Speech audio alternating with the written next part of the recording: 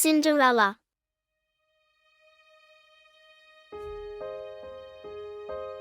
Once upon a time, a girl named Cinderella lived with her stepmother and two stepsisters.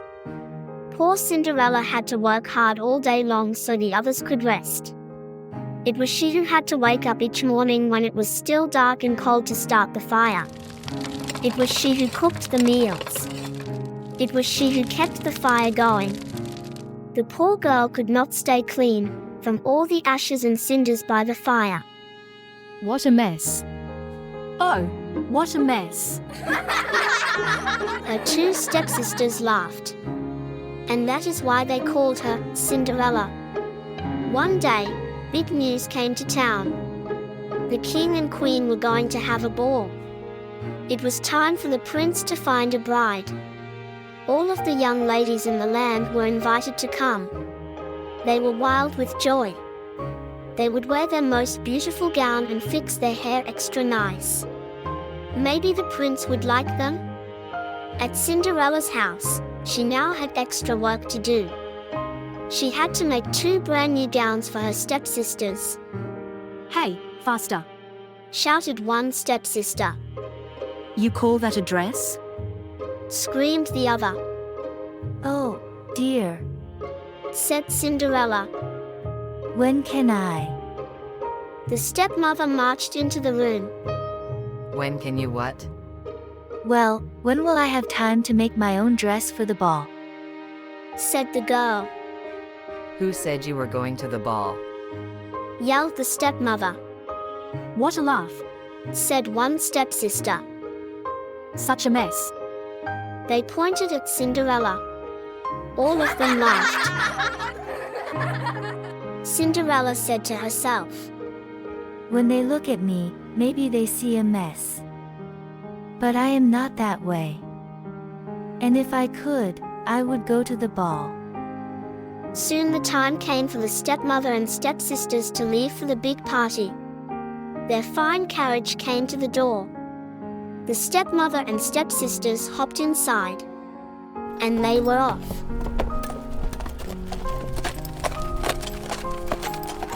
Goodbye. Have a good time. Called Cinderella. But her stepmother and stepsisters did not turn around to see her. Ah, me. Said Cinderella sadly. The carriage rode down the street. She said aloud. I wish I could go to the ball, too. Then, poof. All of a sudden, in front of her was a fairy. You called? Said the fairy. Did I? Who are you? Said Cinderella. Why, your fairy godmother, of course. I know your wish. And I have come to grant it. But my wish is impossible. Excuse me, Said the fairy godmother in a huff. did I not just show up out of thin air? Yes, you did. Then let me be the one to say what is possible or not. Well, I think you know I want to go to the ball, too. She looked down at her dirty clothes. But look at me. You do look a bit of a mess, child. Even if I had something nice to wear, I would have no way to get there. Dear me, all of that is possible. Said the fairy. With that, she tapped her wand on Cinderella's head. At once, Cinderella was all clean. She was dressed in a beautiful blue gown. Her hair was set up high on her head inside a golden band. This is wonderful. Who said I was done? Said the fairy godmother. She tapped her wand again. At once, a beautiful carriage came to be, with a driver and 4 white horses. Am I dreaming? Said Cinderella, looking around her. It is as real can be. But there is one thing you must know. What is that? All of this lasts only to midnight. Tonight, at the stroke of midnight, it will all be over. Everything will go back to how it was before. Then I must be sure to leave the ball before midnight. Good idea. said the fairy godmother. She stepped back, My work is done. and with that, the fairy godmother was gone.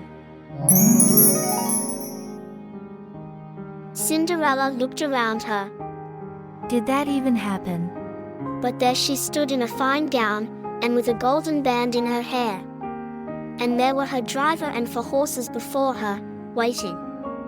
Coming? Called the driver. She stepped into the carriage, and they were off.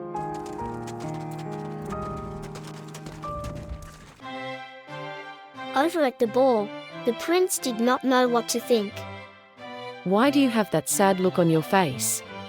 The queen said to her son, Look around you. You could not ask for finer maidens than these. I know, mother. said the prince. Yet he knew something was wrong. He had met many of the young women. Yet after he said, hello, one by one, he could find nothing more to say. Look. Someone pointed to the front door. Who is that? All heads turned. Who was that lovely maiden stepping down the stairs? She held her head tall and looked as if she belonged. But no one knew her, There is something about her. said the prince to himself. I will ask her to dance. And he walked over to Cinderella. Have we met before? I am pleased to meet you now. Said Cinderella with a bow. I feel as if I know you. But of course, that is impossible. Many things are possible, if you wish them to be true. The prince felt a leap in his heart. He and Cinderella danced. When the song was over, they danced again. And then they danced again, and yet again. Soon the other maidens at the ball grew jealous. Why is he dancing all the time with her? They said, How rude. but all the prince could see was Cinderella. They laughed and talked, and they danced some more. In fact, they danced for so long that Cinderella did not see the clock.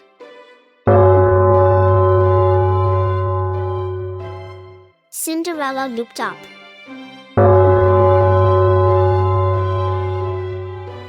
She looked up again. Oh, my. It is almost midnight.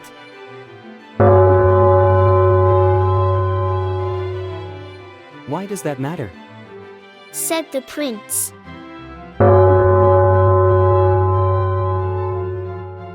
I must go.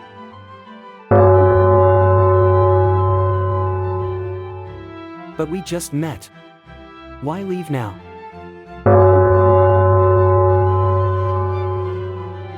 I must go now. Said Cinderella. She ran to the steps.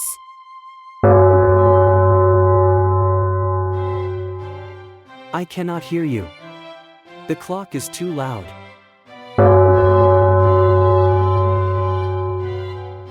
Goodbye. Said Cinderella. Up the stairs she ran.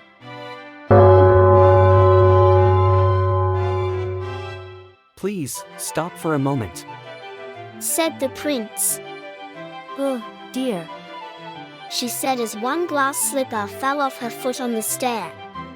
But Cinderella kept running up.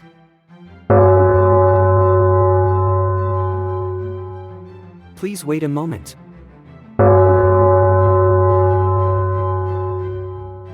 Goodbye. Cinderella turned one last time. Then she rushed out the door.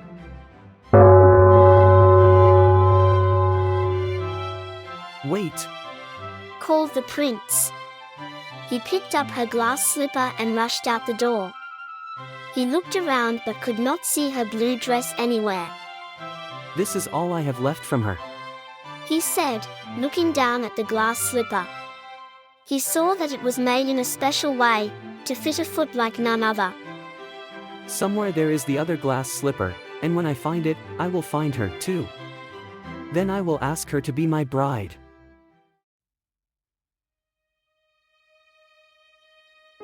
From hut to hut, from house to house, went the prince.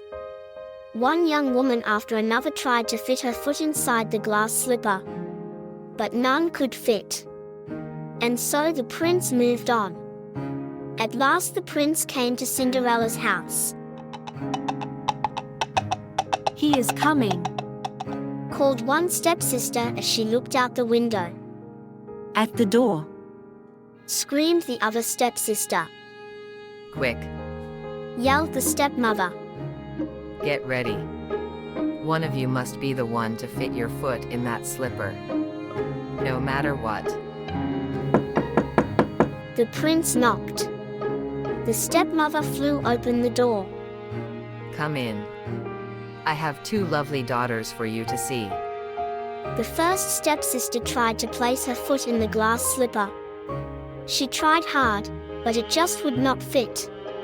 Then the second stepsister tried to fit her foot inside. She tried and tried with all her might, too. But no dice. Are there no other young women in the house? None. Then I must go. Maybe there is one more. Said Cinderella, stepping into the room. I thought you said there were no other young women here. None who matter. Said the stepmother in a hiss. Come here. Cinderella stepped up to him. The prince got down on one knee and tried the glass slipper on her foot. It fit perfectly. Then, from her pocket Cinderella took out something. It was the other glass slipper. I knew it. Prince cried. You are the one. The stepmother and 2 stepsisters began to scream and get angry. They couldn't believe that the prince had chosen Cinderella. But it was too late. The prince knew that Cinderella was the one. He looked into her eyes. He did not see the cinders in her hair or the ashes on her face. I have found you. And I have found you. And so Cinderella and the prince were married, and they lived happily ever after. And I wish you sweet dreams, my friend. See you tomorrow. I will tell you another wonderful fairy tale. Good night.